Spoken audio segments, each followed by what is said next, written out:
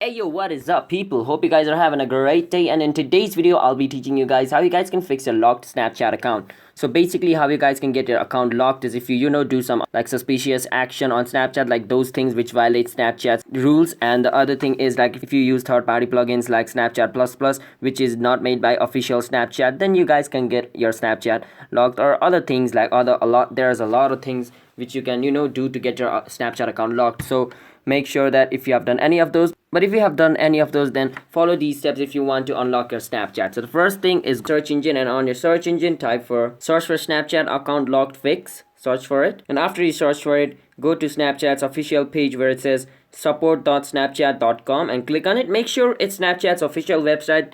It should have snapchat.com written in it. Once you're over here, it's gonna show you all the reason why it is locked. But now what we want to do is click on the second option where it says unlocking your account. This one over here, click on it, and it's going to take you to Snapchat's another page. So make sure it is Snapchat official account. You can go on the top and see snapchat.com. If it is not snapchat.com, then do not enter your email password, because if it is a third party website, then it's going to steal your information. So make sure you're in Snapchat official website. Now once you're over here, enter your email and password of the Snapchat account which is locked, like this.